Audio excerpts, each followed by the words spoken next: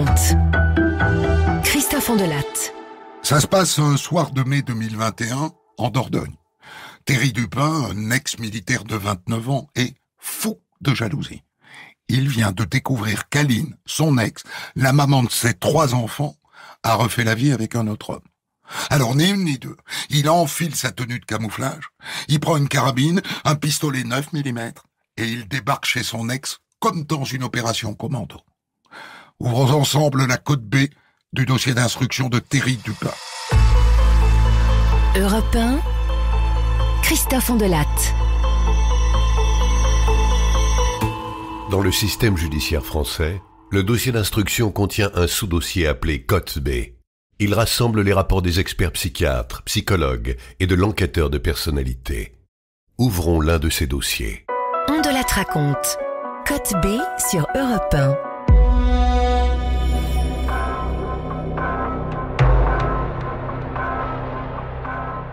Le 30 mai 2021 vers minuit, les habitants de Lardin-Saint-Lazare en Dordogne sont réveillés par des coups de feu. Ils appellent les gendarmes. Gendarmerie, j'écoute. Monsieur, j'ai entendu des tirs et les hurlements d'une voisine qui s'appelle Aline. Elle habite à Lardin. Faudrait que vous veniez vite. Effectivement, monsieur, on a déjà eu plusieurs appels, plusieurs alertes. Une patrouille est déjà en route, ils vont pas tarder à arriver. Quand les gendarmes arrivent sur place, ils font face à Thierry Dupin, un homme d'une 30aine d'années, lourdement armé et menaçant, qui refuse tout dialogue. On pourrait se croire dans un théâtre de guerre. Du coup, les gendarmes battent en retraite et abandonnent au passage leur fourgon. Thierry Dupin s'en approche, il attrape une radio et un gilet pare-balles. Et en militaire aguerri, il s'enfuit dans des bois.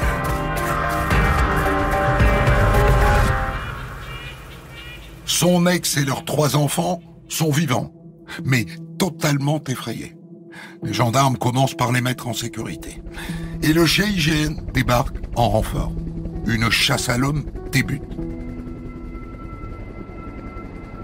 Europe 1. La traque se poursuit depuis cette nuit en Dordogne, dans le village du Lardin-Saint-Lazare. Pas moins de 210 gendarmes mobilisés pour retrouver un homme d'une 30aine d'années qui a ouvert le feu sur les forces de l'ordre qui cherchaient à l'arrêter alors que cet ancien militaire voulait s'en prendre à son ex-compagne. Cet homme est désormais retranché dans la forêt. Bonjour Marion Dubreuil. Est-ce qu'un contact a pu être établi avec lui ? Oui, le contact a bien été établi. Il y a un négociateur sur place qui tente d'échanger avec le suspect, mais cet ancien militaire refuse pour le moment de se rendre. Thierry, je suis Vincent, le négociateur du GIGN. C'est moi qui vais discuter avec toi. Écoute, on ne veut pas de mal. Tout peut s'arranger. À la condition que tu te rendes. Pense à tes 3 enfants. Ils ont besoin de leur père. On comprend ce qui a pu t'arriver, tu sais. Mais là, pense que ta famille t'attend. Non, je vais pas me rendre. De toute façon, faut que ça s'arrête, ces conneries. J'en ai marre de tout. Butez-moi, tuez-moi, j'en ai rien à foutre. C'est un homme déterminé, dangereux. Son fusil de chasse, par exemple, a une portée de longue distance. Il a été localisé dans une zone boisée de 4 km². Il est cerné par les gendarmes qui ont mis en place un périmètre de sécurité, notamment pour protéger les habitants. L'inquiétude des autorités, c'est que les négociations échouent et que le suspect aille à l'affrontement.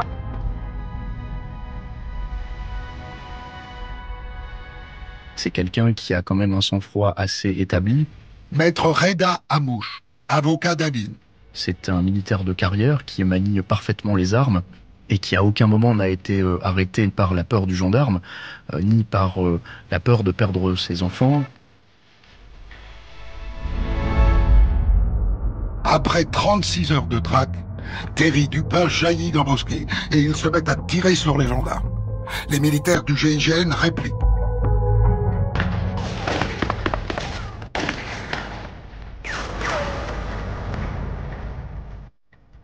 Il aurait utilisé sa carabine à 13 reprises contre les forces de l'ordre.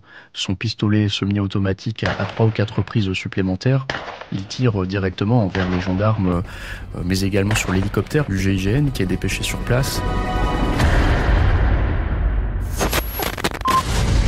À partir du moment où il a été au contact des militaires du GIGN, il a ouvert le feu à nouveau, à plusieurs reprises sur eux. Suite à un de ces derniers tirs, il y a eu un tir de riposte qui a amené effectivement à le neutraliser.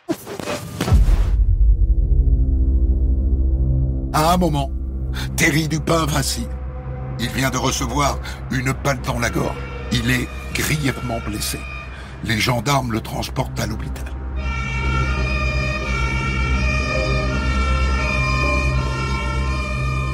C'est un homme qui, à ce moment-là, a à peu près tout perdu. On sait ce qu'un homme qui a tout perdu est capable de faire, c'est-à-dire à peu près tout. Donc je pense qu'il est dans une démarche jusqu'au boutiste où pas grand-chose ne l'aurait arrêté pour ne pas dire rien, et qu'en effet, peut-être qu'une forme de dénouement, de délivrance pour lui aurait été peut-être d'être abattu par les forces de l'ordre.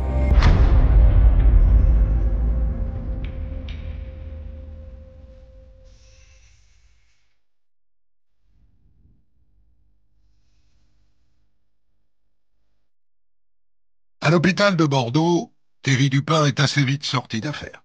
Il est blessé, mais il va survivre. Sauf que lui, il veut en finir.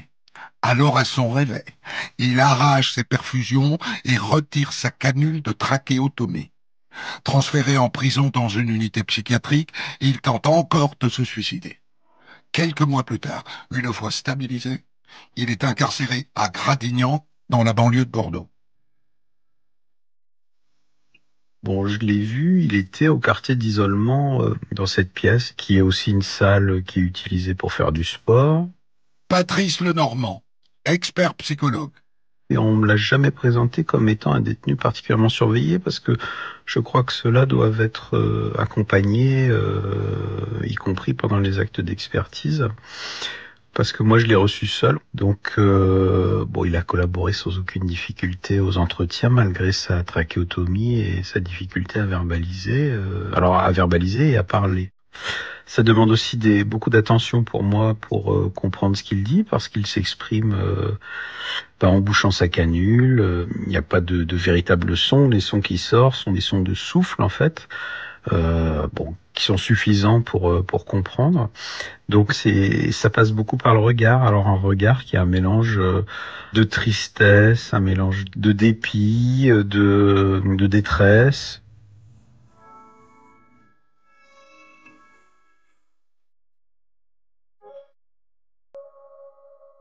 Monsieur Dupin, j'aimerais vous poser des questions sur les faits. Quelle était votre volonté en arrivant chez votre ex-compagne? Je voulais pas tuer. J'étais énervé, mais pas méchant. Je suis impulsif, c'est tout.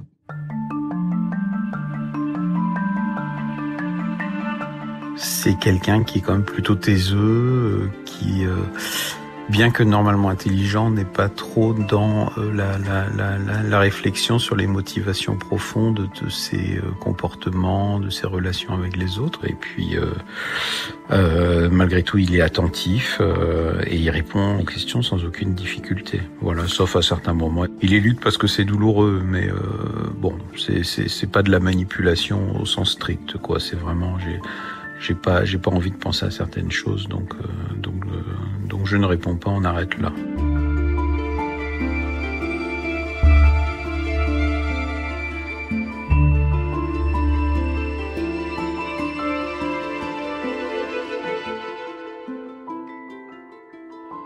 Code B13, expertise psychiatrique du docteur Laurent Laillé. Monsieur Dupin est un homme de morphologie athlétique. Il mesure 1m84, pèse dans les 90 kilos, cheveux longs, plaqués en arrière. Il porte une barbe taillée. Il ne fume pas de tabac, ni de cannabis, et consomme occasionnellement de l'alcool. Il n'a jamais expérimenté d'autres formes de toxiques. Mais on voit que c'est quelqu'un qui a quand même envie d'avancer. Et ça, je l'ai senti dans la rencontre avec lui parce que voilà, il a quand même procédé à quelques réflexions. C'est pas quelqu'un qui était juste là à faire l'état des lieux de son mode de fonctionnement. Il y avait quand même une certaine autocritique et une souffrance qui était palpable à voir la situation dans laquelle il se trouvait.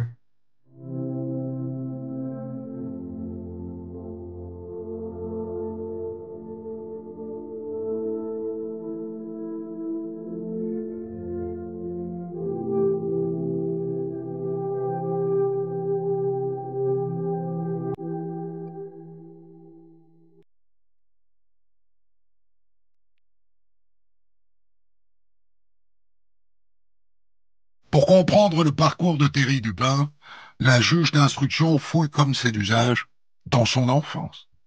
Avec son frère jumeau, il a subi une éducation à la dure. Les parents s'engueulaient souvent et fort. Et les gamins ont sacrément trinqué.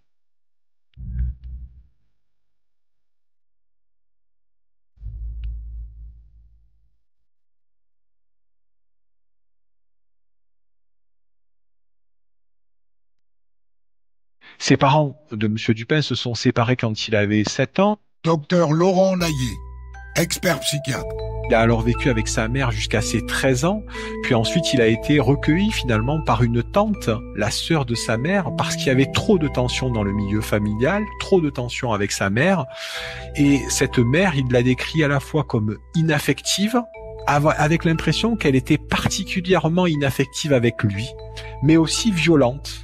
Parce qu'il dit qu'il a été confronté à des actes de violence et notamment que sa mère, pour le punir, le tapait avec des lattes de lit. Et finalement, il avait trouvé refuge chez cette tante qu'il décrit comme une femme plutôt gentille et qui a essayé de jouer un rôle de substitut maternel.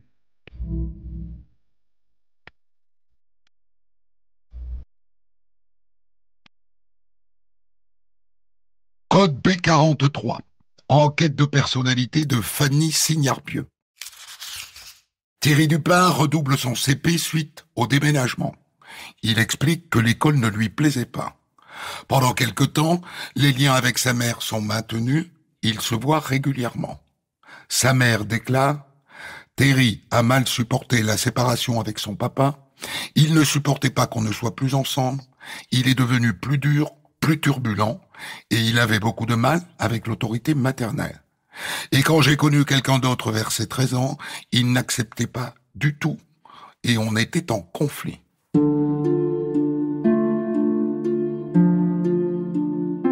Et donc cette tante, elle va jouer ce rôle de substitut maternel jusqu'à l'âge de 18 ans, date à laquelle finalement, Monsieur Dupin, il va prendre son autonomie et dans la foulée, puisqu'il a quitté ce milieu familial après donc un cursus scolaire qui a été assez modeste, il va trouver une seconde famille, ça va être l'armée. Et dès sa majorité, il va signer un premier contrat de 5 ans. Ces 5 ans d'engagement à l'armée, ils vont être émaillés de nombreuses phases d'arrêt. En tout cas, il avait du mal, finalement, à trouver sa place dans ce milieu militaire.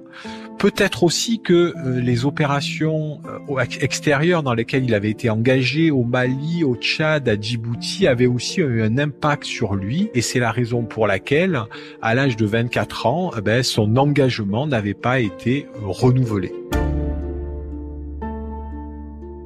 Code P46. Enquête de personnalité de Fanny Signarpieux. En 2016, Thierry Dupin se reconvertit en chauffeur routier. Dès sa sortie de l'armée, il trouve un emploi de conducteur d'engin. Thierry Dupin trouve ensuite un emploi de gardien de château avec logement de fonction. C'est à cette période qu'il apprend le décès de son père, avec lequel il avait coupé les ponts depuis 4 mois. Cet événement entraîne beaucoup de colère et de regret.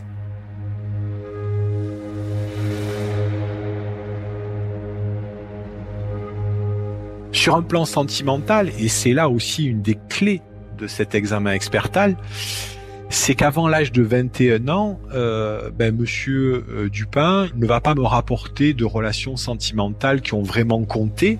Et à l'âge de 21 ans, par l'intermédiaire d'un site internet, un site de rencontre, il va s'installer avec une compagne, mais au bout d'une semaine. Il dit que ça a été un véritable coup de foudre. Et c'est peut-être ce coup de foudre qui est venu un temps stabiliser sa fragilité, tout ce qu'il n'avait pas pu retrouver au sein du milieu familial, toute cette affection dont il était en demande, toute cette, tout cet étayage qu'il réclamait et qu'il n'avait pas retrouvé dans son milieu familial ni au sein de l'armée, finalement était venu combler tout ça.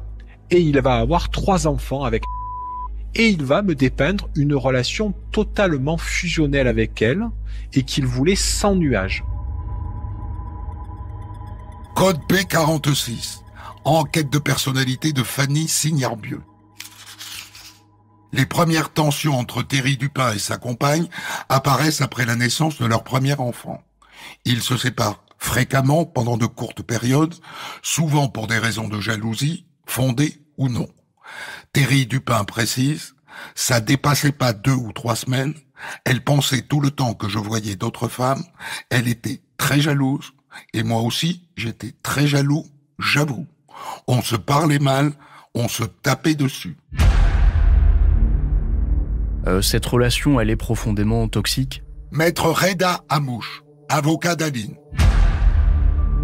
Parce que marqué assez rapidement par une violence de la part de Monsieur Dupin, qui est une violence à la fois physique, mais aussi, celle qui n'est pas moins grave, une violence psychologique extrême. On parle de contrôle coercitif. Monsieur surveille les faits et gestes de madame, surveille ses interlocuteurs, fait preuve d'une possessivité assez extrême qui fait que finalement madame est objetisée dans cette relation et finalement, comme le souligneront d'ailleurs les experts, a un profond sentiment d'avoir été dégradée, d'évaluée et finalement d'avoir quelque part parfois cru qu'elle méritait ce qui lui arrivait.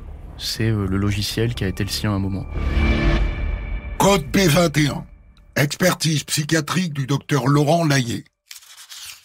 Entre 2017 et 2020, Thierry Dupin a été condamné à 3 reprises pour des faits de violence sur conjoint assortis d'une mise à l'épreuve. Il fera 7 mois de détention. 1 an avant les faits, il est condamné à nouveau à de la prison ferme pour violence aggravée et pour avoir diffusé des images à caractère sexuel d'Aline. Thierry Dupin était placé sous bracelet électronique avec obligation de soins et il avait interdiction de vivre avec sa compagne. Donc finalement, il se rend compte que il est plus en capacité de vivre avec puisque la justice lui en interdit, mais en même temps, il n'est pas en capacité de vivre loin d'. Donc on est dans une situation qui est totalement impossible. Donc à quoi on va assister ? À une mesure d'éloignement, à un bracelet électronique, mais avec l'idée qu'il va pouvoir, en tout cas qu'il entretient, de renouer avec elle, avec l'idée qu'il va récupérer cette place au sein de la cellule familiale qu'il a constituée. Pourquoi ? Parce que cette cellule familiale, c'est sa principale béquille.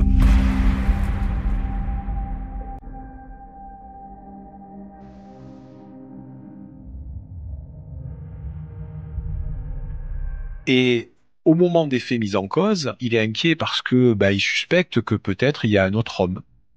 Et ces inquiétudes, elles vont grandir, elles vont se majorer parce que arrivé chez lui, il n'arrive pas à la joindre. Bonjour, c'est Aline. C'est bien ma messagerie, mais je suis pas disponible pour le moment.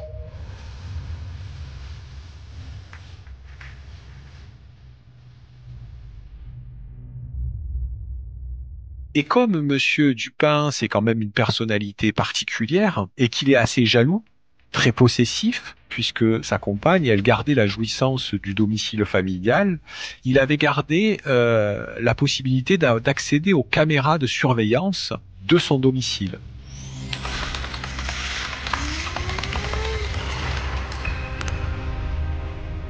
Et au moment où il se reconnecte à ses caméras, il remarque la présence d'un homme et il voit que sa compagne, elle est assise sur les genoux de cet homme et qu'elle est en train de l'embrasser.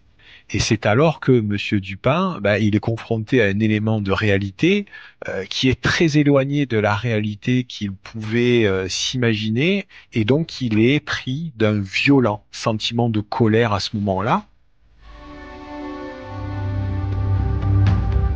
Et il décide de s'habiller comme pour partir en mission militaire. Parce que Monsieur Dupin, c'est un ancien militaire. Il s'équipe d'un treillis, il s'équipe de ses chaussures coquées de marche, d'un gilet tactique, c'est-à-dire un gilet avec des munitions, avec tout l'attirail de survie, et il prépare ses armes, un USMA et un 9 mm. Et il se met en tête d'aller se confronter à sa compagne et à cet homme. J'avais envie de mourir. J'ai pété les plombs. Ça voulait dire que c'était la fin entre ma femme et moi. C'était la première fois que je la voyais avec un autre homme. Alors j'ai vrillé. J'étais un autre. Thierry Dupin a découvert l'existence du nouveau compagnon de son ex parce qu'il l'espionnait. Il avait conservé les codes de leur caméra de vidéosurveillance. Et le dimanche 29 mai 2021, il la voit en train d'embrasser un homme sur le canapé. Et là, il prend le contrôle du système vocal des caméras et il menace Aline à distance. Salut mon amour. Alors je croyais que tu passais la soirée toute seule. Tu me présentes pas ton nouveau chéri?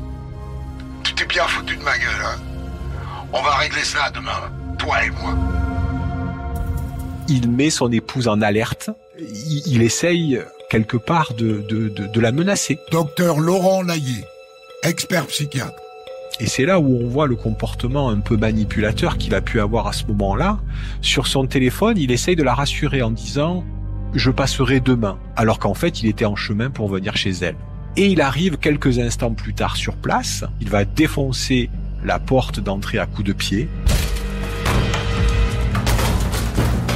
Et ce qui se passe, c'est Monsieur Dupin, armé comme pour partir en OPEX, Maître Reda Amouche, avocat d'Aline, se dirige immédiatement dans le jardin où se trouve son nouveau compagnon, violente ce monsieur, le met en joue avec sa carabine et se dirige ensuite vers la salle de bain, qui le fracture là aussi, extrait madame très violemment en lui portant des coups de crosse au niveau du corps, la traîne par les cheveux dans le jardin, l'installe nue près de son nouveau compagnon. Et là, s'ensuivent diverses violences, des insultes.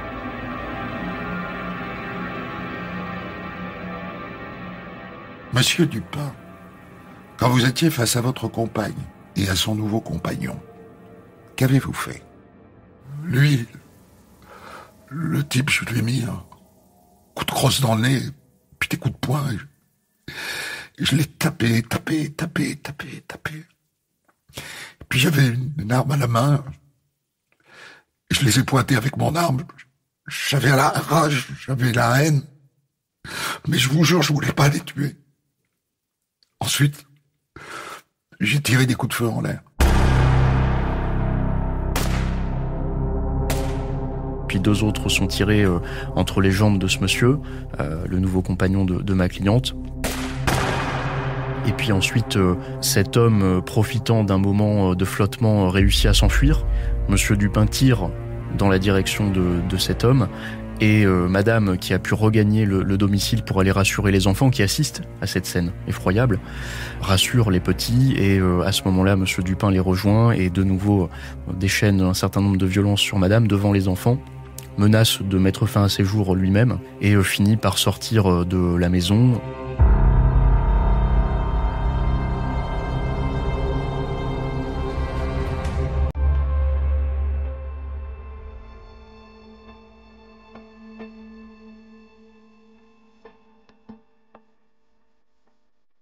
Monsieur Dupin focalise complètement sa vie à ce moment-là sur ma cliente, de façon obsessionnelle, d'une façon parfaitement déraisonnable.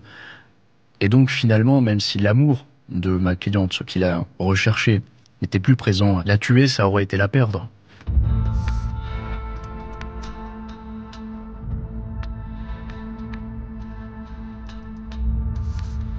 Au moment où Monsieur Dupin il est confronté à cette perte de sa compagne, tout s'effondre pour lui. Ce qui s'effondre, c'est lui-même. Mais ensuite, ce qui prend le dessus, c'est quoi? C'est l'arrivée des services de gendarmerie. Et à ce moment-là, il a cette réaction instinctive, presque de militaire, c'est-à-dire c'est l'affrontement ou la fuite.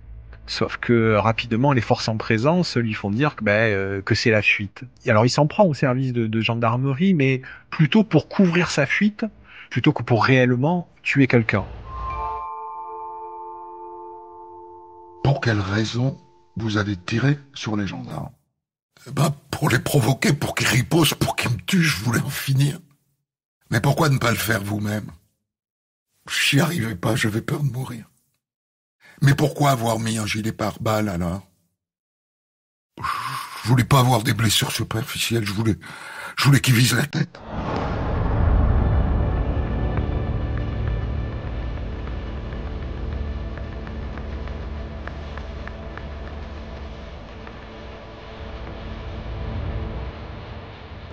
Cette cavale, ça peut aussi traduire cette volonté que ce qu'il n'arrive pas lui-même à faire directement, peut-être qu'il va mettre en place tous les ingrédients pour que ça soit d'autres personnes qui le fassent et pour que ça soit les services de gendarmerie qui le fassent et le GIGN. Donc oui, il y a une dimension autodestructrice dans cette fuite et dans la façon qu'il a eu de réagir face au GIGN. Il y a quelque chose d'humain, forcément chez lui. Patrice Lenormand, expert psychologue. D'un côté, il a besoin d'extérioriser la violence physiquement, en cassant des choses, en donnant des coups, en étant violent contre les gens. Mais malgré tout, il ne les tue pas, alors que effectivement, dans des tas d'autres affaires, c'est ce qu'on voit. Le rival est tué, la compagne est tuée. Éventuellement on se suicide après. Non, lui, Monsieur Dupin, il a quand même des limites qui sont intégrées.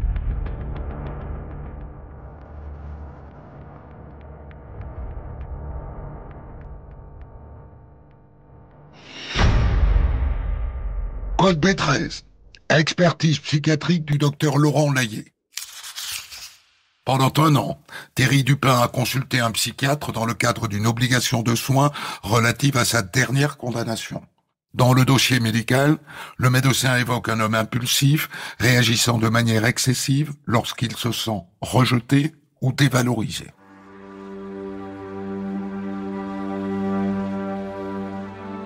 On est sur ce qu'on appelle une personnalité borderline ou état limite, alors qui est caractérisée par notamment une instabilité dans les relations, mais aussi une instabilité dans l'image de soi, une instabilité dans les émotions vécues, qui peuvent être intenses et extrêmes. Il est décrit par son entourage comme pouvant être quelqu'un d'adorable, serviable. Puis on voit aussi qu'à certains moments, il peut complètement vriller lorsqu'il s'agit justement de ces questions de risque de séparation, de risque de deuil, de risque de perte notamment. Et puis une difficulté à contrôler ses émotions et en particulier la colère. Voilà, c'est vraiment le fonctionnement cocotte-minute. Il peut se contenir un certain temps, mais à un moment, il n'y arrive pas. Code B25, expertise psychiatrique du docteur Laurent Layet. L'examen psychiatrique n'isole aucune pathologie mentale avérée, que ce soit dans le domaine psychotique ou dans le registre névrotique. Monsieur Dupin ne présente aucun trouble psychopathologique susceptible de modifier son appréhension de la réalité. L'intéressé n'était pas atteint au moment des faits d'un trouble ayant altéré ou aboli son discernement. Il est donc accessible à une sanction pénale.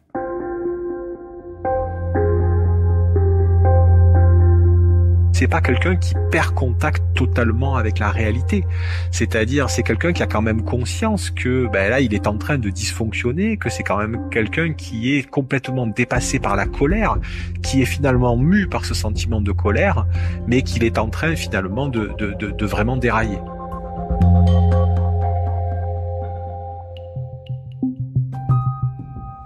Après 2 années d'instruction, Thierry Dupin comparé devant le tribunal correctionnel de Périgueux, pas pour tentative d'assassinat, mais pour violence aggravée. La juge d'instruction a considéré que l'intention de tuer n'était pas clairement établie. Pas moins de 3 véhicules et des hommes armés. C'est donc sous bonne escorte que Thierry Dupin est arrivé ce matin au tribunal de Périgueux. L'homme de 31 ans a gardé son allure militaire, mais s'est vêtu d'une veste de costume qu'il a fait son entrée dans le box des accusés.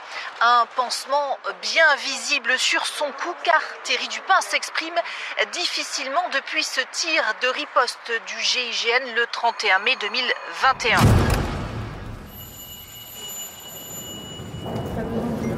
Faites entrer l'accusé. C'est un homme très calme dans son attitude, quelqu'un qui prend le temps de ses réponses, ce qui est d'ailleurs renforcé par le fait qu'il est blessé à la gorge. Maître Reda Amouche, avocat d'Aline. Les réponses lui demandent un effort physique assez important.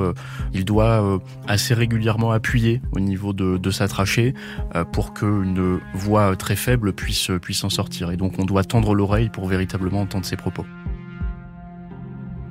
Monsieur Dupin, veuillez vous présenter à la cour, je vous prie. Je m'appelle Thierry Dupin. J'ai 31 ans. Je suis né le 14 avril 1992 à Rosny-sous-Bois et j'ai 3 enfants. Alors on écoute religieusement ce qui est dit, on fait silence, alors le micro va être forcément à amplifier la voix, on comprend ce qu'il dit quand même, on comprend ce qu'il formalise, on lit aussi parfois un petit peu sur les lèvres pour être certain d'avoir capté toute la substance de son discours.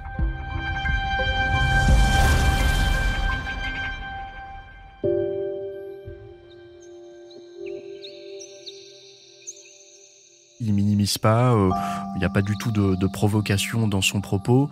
Maintenant, le discours est assez froid. On sent qu'il y a de l'élément de langage dans ses réponses. Donc, sans remettre en cause totalement sa sincérité, on voit que le discours a été cadenassé, a quand même été savamment préparé avant l'audience.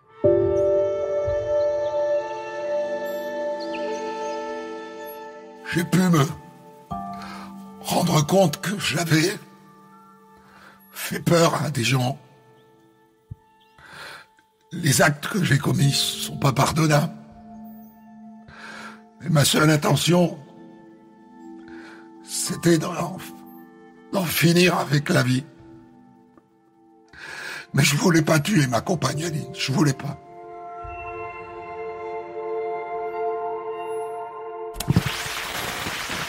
Au deuxième jour du procès de Thierry Dupin, la parole a été donnée aux parties civiles. Son ex-compagne, tout d'abord, qui évoque une relation toxique. Je pense pas qu'ils prennent conscience qu'on est des humains à part entière. Il nous prend plus vraiment comme des objets, d'où son fonctionnement en fait d'agir. Je pense que la justice aura beau faire n'importe quoi quand il y a quelqu'un en face d'aussi déterminé, aussi imprévisible, on peut rien faire.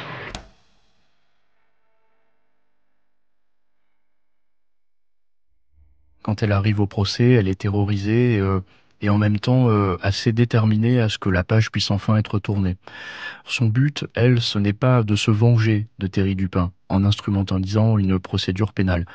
Ce qu'elle veut, c'est être reconnue en sa qualité de victime, que ses enfants puissent l'être également, et surtout, ce qui est son souci premier, qui est une obsession chez elle, dont elle m'a parlé pendant de nombreux mois, c'est de mettre à l'abri ses enfants. Elle veut protéger ses enfants.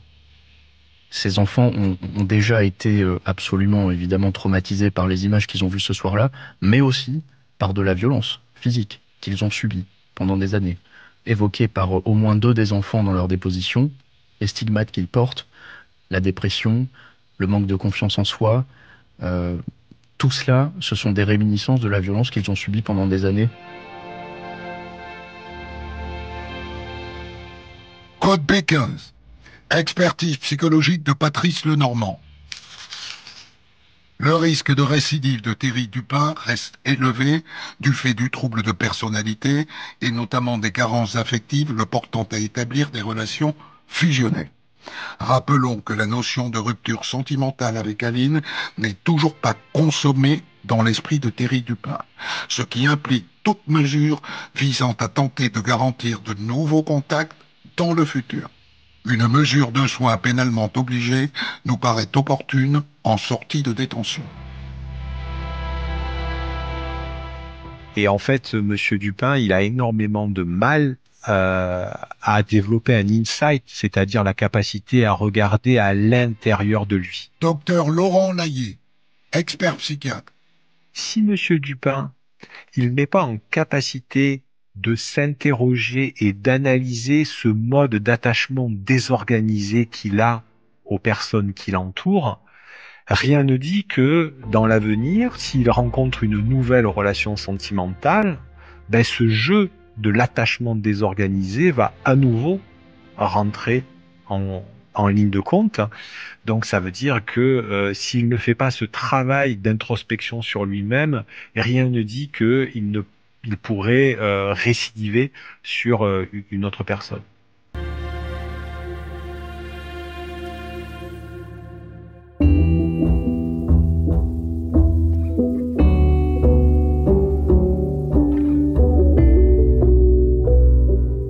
Après 3 jours d'audience, Thierry Dupin est condamné à 10 ans de prison. Son autorité parentale sur ses 3 enfants lui est retirée.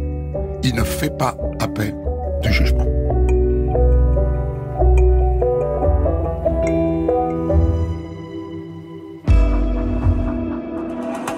Voilà, c'était On Delattre raconte dans sa version Code B. Enquête du jour signée Vincent Deby. Rédaction en chef Guillaume Maury. Réalisation Boris Paczynski.